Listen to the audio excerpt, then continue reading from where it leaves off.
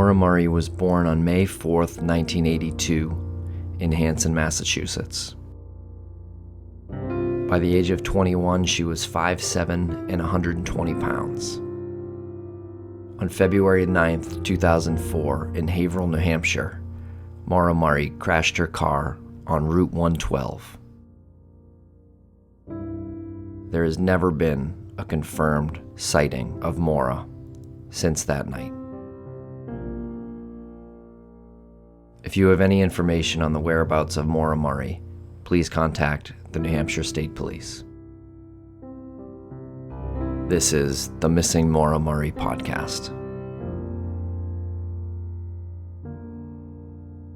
Okay, Lance, so back we are here talking about the Maura Murray disappearance. We wanted to take a look at the timeline before Maura Murray disappeared on February 9th.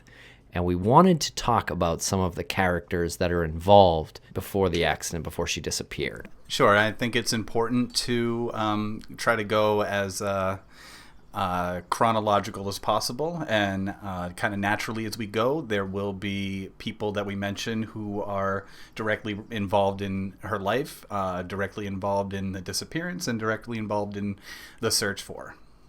So we might get a little sidetracked as we're talking about it, but we will go as chronological as possible and create as much of a timeline as we can.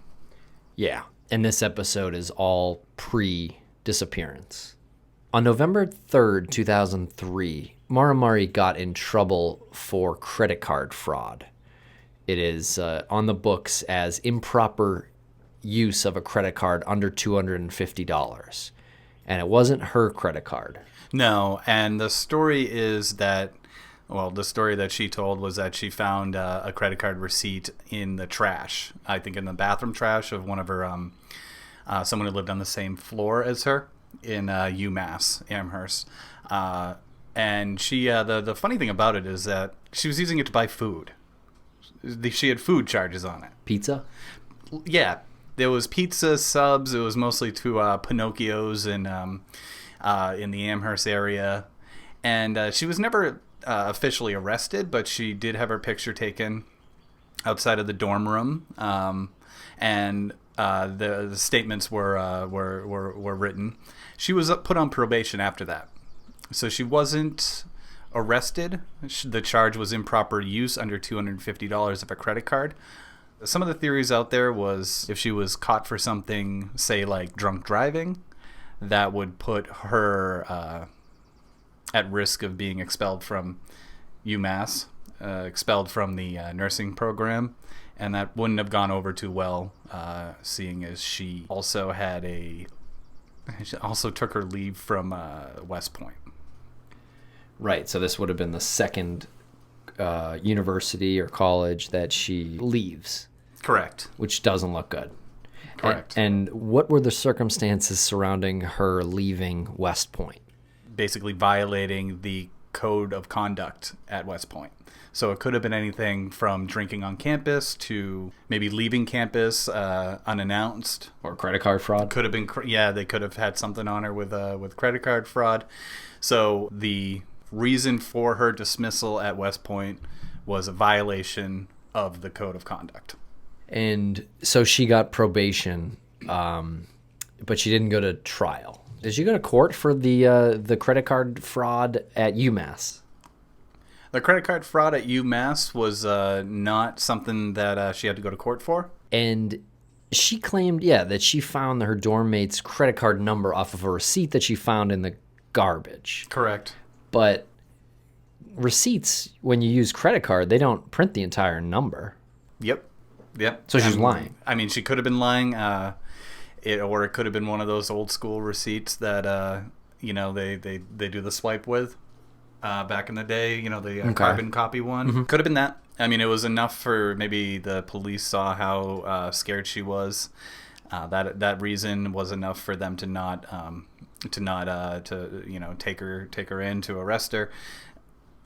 On top of it was under $250, and I am not sure what the conversation was that night, but maybe the victim in question decided not to press charges for whatever reason. But her story was that she found the receipt in the garbage. I believe she said she was at a party, and used that to make several orders for delivery food mostly, and that speaks a lot to where she was at mentally, where she was at when she was raised, the amount of food that was charged to the credit cards. Definitely an amount of food that two people could eat. So she was ordering with another person. Well, based on the credit card receipts, most of them contain food items. Quantities of food items that one would assume would be for two people.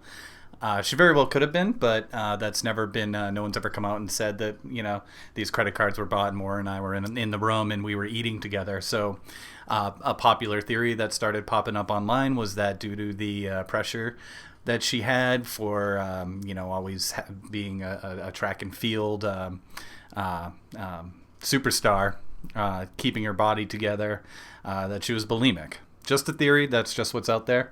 But when those receipts were shown online of 2 subs and a Greek salad all on the same credit card receipt, a lot of people just started saying that could this be Maura purging food, and being bulimic?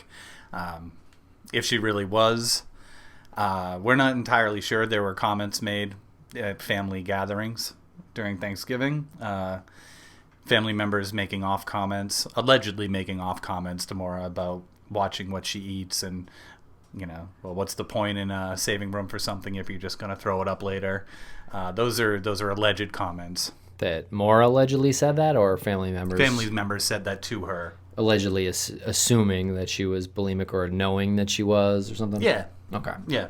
Or had an eating disorder? Yeah. Let's move forward to February 5th, 2004. A full 6-month jump. The next couple things on the timeline are a couple of phone calls. One came on February 5th, 2004, a Thursday night. It says Maura made a phone call in the evening to her older sister Kathleen while on break from her security job at UMass Amherst. Yep. Now let's think of where we're at right now in terms of this is the timeline that is leading up to her disappearance. These are the series of events that may or may not have anything to do with her disappearing. Right. But these are the things that happen that can maybe be attributed to the disappearance. When someone goes missing, you dial back the clock and try to find out why that person goes missing. Or if someone's murdered even, or something like that, you find out why or who by going back and looking at what happened the past few days. Fact is, she called her sister while on break. Kathleen. What they talked about, we probably will never know. Right. A little background on Kathleen Murray. Kathleen is Maura's oldest sister, and she has been in and out of rehab at times. And she was also busted for growing pot in Vermont, marijuana, which, in 2015 is not that big of a deal. Honestly, I mean, it depends how much you're growing or whatever, but the country's sort of taken a lackadaisical approach to marijuana at this point. So maybe that's not, she's not a hardened criminal or something like that. There are 2 phone calls.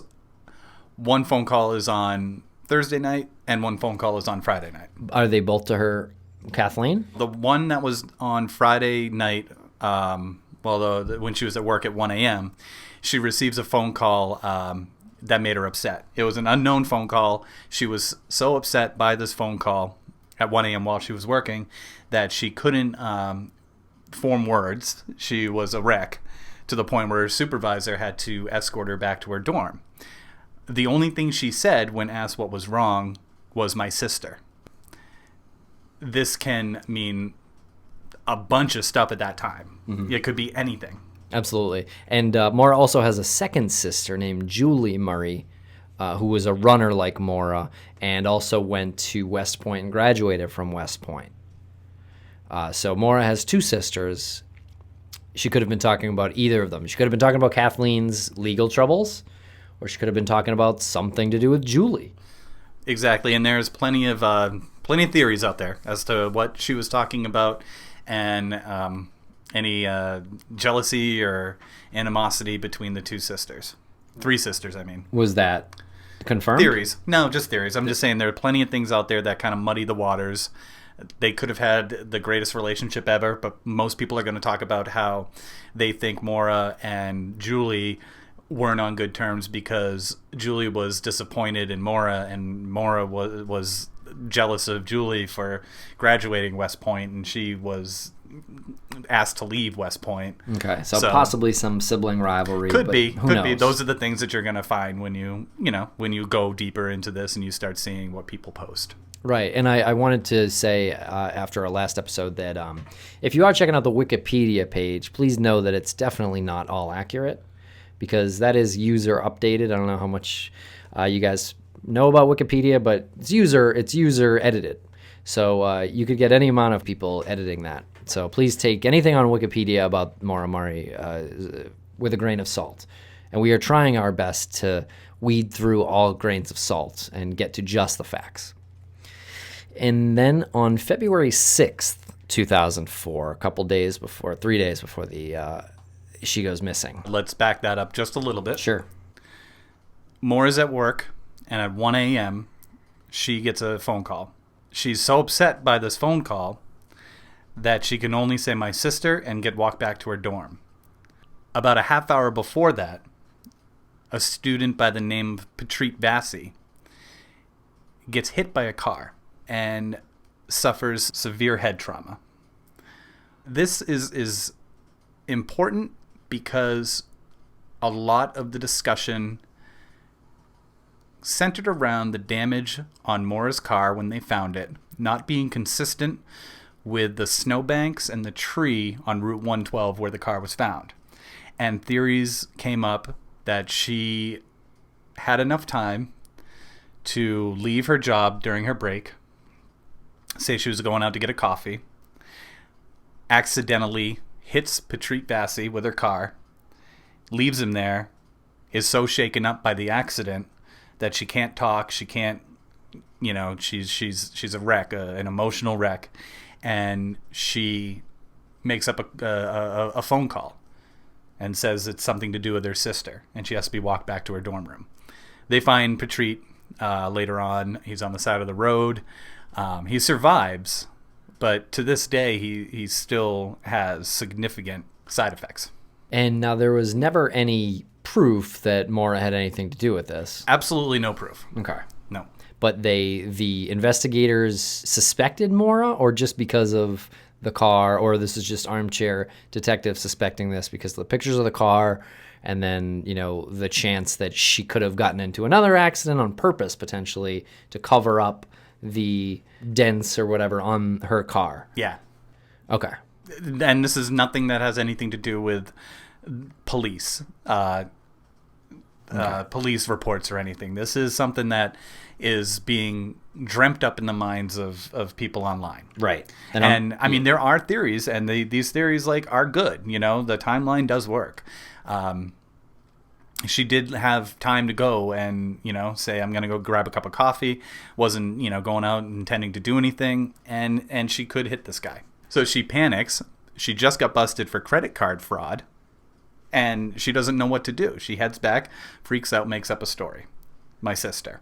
Mm-hmm. Seemed good enough, Yeah, she's probably in shock. Kind of a perfect story, actually. There's no story at all, so. Right. So what we have at this point is a girl who seems to get into a little bit of trouble a couple of times a year. And it's catching up to her now. It's building up. The credit card is not going to go away. She has probation mm-hmm. for the credit card incident. And then she, hypothetically speaking, she hits Petrit Vasi. Okay, yeah, and that's actually important to know because if she was on probation, that would still be within the 6 months after the credit card fraud. So she's still on probation at this point. She's got about a month left on probation, most likely. Also, if it was a 6-month probation, which is typical for pretrial, that she would have still been on probation at this point. So these are the events, again, leading up to when, she does go missing. And I just wanted to note that this was not an isolated incident at UMass with Petrit Vasi in a hit and run getting struck by a car. There were actually 2 other accidents that same year. Two women named Lisa, one named Ciara, were both also left in critical condition on the side of the road after a hit and run. So kind of interesting, just something to note. And Petrit Vasi was out for about a month. Woke up about a month later, not knowing where he was. Thought he was actually in a coma for much longer. And actually, when the doctors asked him how old he was, he said he thought he was 27. Interesting. This wasn't a bump. This was a good hit. It almost seems, obviously, it's probably accidental, but it almost seems intentional. I mean, with these three of them, I'm not saying it would be or was. I'm just saying 3 hit and runs. It seems like it's not a good year to be a student at UMass. Yeah, or to be walking on. I don't know how dangerous it is to walk in the parking lots or on the streets around there. It must be pretty dangerous. Or maybe a lot of these kids are drunk. I know it is known as an intense party school. So maybe some of these kids are drunk, and maybe that's why they were all hit and runs. Could be. Just not, we don't want to speculate too much, but that's just interesting to note that there were 3 hit and runs that same year, even though only one of them is being called, possibly connected to Maura. Also, did Petrit Vasi ever see the car that hit him? No. Okay. If he did, he didn't remember it. Okay. He's still around. He's still around. He's in the greater Boston area. Would love to talk to him. Would love to see what his thoughts are on all of this. Okay, the next item on the timeline, and it happened, I guess, a day and a half or so later, because that phone call and the accident happened in the early hours of Friday, February 6th, 2004. So on February 7th, Saturday, Maura went shopping for a used car with her father, Fred Murray, who drove out to UMass to apparently help shop for a car with her. And Fred Murray and her later went to dinner with Maura and a friend of Maura's. Early accounts of this changed from later accounts of this. Yeah. This is where it starts getting a little bit muddy. Mm-hmm. And you can't help but have an opinion on this. Fred Murray, who we will get into in later episodes, has always said that he was helping Maura buy a car. Went out there on a Saturday, the Saturday before she went missing. They shopped for cars. They never purchased a car that Saturday. What they did do was, according to Fred, shopped for a used car and then met a friend of Maura's. They went to dinner at a local pub restaurant in Amherst. One account of what happened after they go to dinner is a trip to the liquor store so Maura and her friend can buy alcohol to take to a party later on. Where the account kind of branches off into 2 different versions is one version, Fred waits in the car. The other version is Fred in the liquor store with the 2 girls and says to them, "What does it matter? Just hurry up and pick something. We're taking too long." Something to that effect. Encourages them to hurry up with their transaction. Whose accounts are these? There's a police deposition where Fred says in an interview with the police, "I told them to hurry up and make a selection so we can get back to the dorms." Okay, that's interesting. Knowing that there could be some motive to lie to authorities, I suppose. And then the entire evening plays out in such a way where you're not really sure what to believe. Mm-hmm. I got a couple questions before we move on. Was it ever confirmed that they were shopping for a car? As far as I know, by anyone other than Fred, I should say. As far as I know, there have been no accounts from dealerships stating that they had visited them that day. And isn't it true that Maura's friend mentioned she did not hear anything about them shopping for a car that entire dinner? And it's normally something that would have come up during an hour or whatever, you're probably talking about recent events and things like that. None of them remembered Maura talking about getting a new car that weekend. They knew that her car wasn't running that well, but I mean, she's 21 years old and has a 1996 Saturn that's, not running well. Yeah, it's not running well, but it did make it all the way from Amherst to Haverhill, New Hampshire, which is a couple hours. And even as I was saying that, I'm thinking it's 1996. She goes missing in 2004. You're talking about a car that's only 8 years old. Mm-hmm. My car is 8 years old now. I just drove it 3,000 miles. Yeah. I mean, you're talking about a car that could at least get to Haverhill, New Hampshire. One side of the coin is that Maura's car wasn't running well. And people have made it very clear that her car wasn't running very well. People being her father. That is something that he said early on, and he keeps saying repeatedly, that car was on its way out. Perhaps that's why he gave her the tailpipe advice, the rag in the tailpipe advice. Once your car starts like sputtering and smoking, stick a rag in the tailpipe. Which I've never heard of. I've only heard of it in movies to like stop the to stall the car out. I wonder if we could hear from a mechanic about that. Sure. Yeah. I mean, if we could hear from a mechanic about that, I'm like almost 99% sure that anything you plug up a tailpipe with, it's going to stall the car. Yeah. I wonder if it had, holes in the tailpipe perhaps, and maybe that had something to do with why he said that. Maybe cover the hole in the tailpipe that was letting exhaust out a different area. I don't know. I mean, if you're a mechanic or have considerable knowledge of cars or this mechanical issue, please email us, let us know. You can find our contact information in the show notes. We'd love to get an email from you or even bring you on the show for a short interview. Yeah, absolutely. Just to revisit really quickly, there's the other side of the coin that doesn't ever seem to identify Maura's car issues as being a big deal. Like, it's only a big deal when you hear about it from her father. Mm-hmm. Her friends never, unless they've forgotten, they never recount anything that is, Maura's car always breaking down. Maura couldn't drive her. There's some, when her dad came to visit, some of her friends said that she'd prefer to drive her dad's car. And who knows, maybe they were going to go try to buy a new car. But they didn't buy one on Saturday. Now, this is just me speculating here. You think there's any possibility Maura mentioned the hit and run, and that was what Fred was going on and thinking to himself, well, I don't want my daughter to get in any more trouble. I would like to sell her damaged car with evidence potentially of some wrongdoing, or maybe a DUI or hit and run, or who knows. And he wanted to get rid of that car, get her a new car, so there was nothing to say that she did anything illegal, no evidence there. Excellent theory. Let's revisit the timeline. This is the day after she gets what is considered horrible news on the phone. Maybe about her sister, because she said my sister. And that's what the phone call is, what made her break down at work. The next day, her father shows up. It's Saturday. Her father shows up. Mm-hmm. They're going around to look for a used car. Yeah.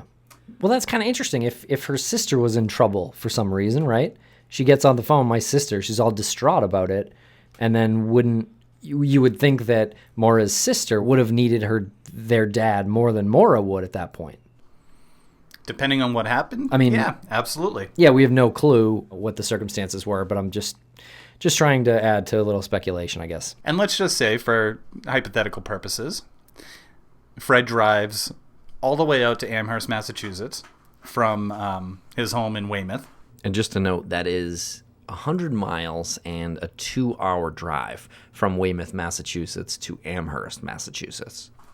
Drives all the way out there to discuss the problem with Maura's sister. And maybe they make up a story because the problem with Maura's sister is so personal and so private and they don't want people to know.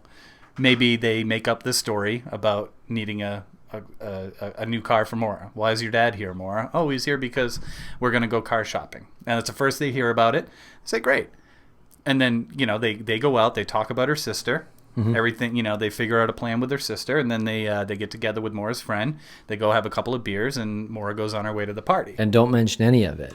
Keep it in the family if you have family issues. Now, here's where it gets a little bit strange. Fred doesn't go home. Okay. Fred goes to a motel. Fred doesn't go home. And goes to a motel in Amherst. Now, why did she have his car in the first place? Why would he let Maura drive his car if he knew she was going to be drinking and had already been drinking? To that, I have no answer. All I know is that they go out to dinner. They go to a liquor store. Maura drops her father off at the motel with the plans to return his car to him the next morning. Maybe they were going to go look for a car the next morning as well. And she was to take his car to the dorm, return the next morning to pick him up. She's at the dorm at the party. Her friends at the party have given accounts saying they don't remember who she was talking to. At one point, she says she's got to go return her dad's car. It's about 3 o'clock in the morning. Now, there are some people who have given an account saying that she left with a guy, and some people have said she left alone. The people who said that she left with a guy don't remember who the guy was. They've given no description of the guy. To my knowledge, at this point in the investigation, they have not. That's very strange. And what we're trying to do here is clear up the muddied waters. Sure. Yeah, we're trying to get to the bottom. I could be completely wrong on this. Somebody in the last week or two might have just come out and said, oh, hey, that was so-and-so that she was talking to. It just randomly, it just popped into my brain. I just remembered. But in the time that people have been looking into this, no one seemed to remember who she was talking to. It's really interesting after she goes missing, and then you would think that the police would ask for as much detail as they could get on, if she left the party with a guy, and especially a guy that their friends didn't know by name, but could have easily given a description, you would think, if someone saw her, their friend leaving with an unknown guy. And I don't want to stereotype, but you're talking about two really good friends of Maura, probably slightly intoxicated college-age females. Mm-hmm. True. If they were against her leaving that party because it was 3 o'clock in the morning and there was no need for her after she'd been drinking to go deliver her father's car back to him, these are protective girls. This is a group of friends, a circle of friends. If we're at a party and you're talking to a girl and it's a situation where I think you shouldn't go at that point, I'm gonna probably try to approach that girl and say, hey, you guys have been talking all night. Try to talk them out of going. Right. That piece of information is just not... that disappeared from my head, but I do remember the time she left. Right. But these are 20, 21-year-old people, who are most likely intoxicated, so maybe we need to cut them a break on that aspect. Also, no one knows what's going to happen 2 days later. Yeah, but still, when, you're asked about, you would really check the recesses of your memory. You'd hope, I would think. So, okay, that's just a little interesting to me. And this whole thing gets more interesting. Yes. This night gets more interesting. I wanted to ask one question about her friend that they went to dinner with. Do we know who that was? And was that same person at the party? Yes. Do we know what her name was? Yes, we do. Kate Markopoulos was a close friend with Maura. She was at the party. She's the one who has consistently never been clear about the party. Couldn't name anybody else that night at the party. And her and Sarah Alfieri, also at the party, also has never said anything about the events of that night.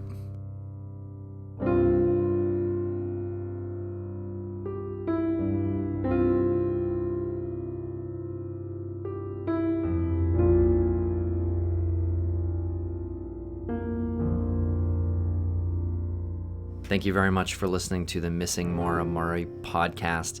We will be back soon with more of the timeline, and I know a lot of you guys out there are wondering what the plan is for this podcast. We are going to try to get through the entire timeline. I'm not really sure how many episodes that's going to take for us to get all the way through the crash and beyond, but we want to get all the way through that first, and then we want to start getting into theories. our own theories, James Renner's theories. You out there listening right now, we want your theory.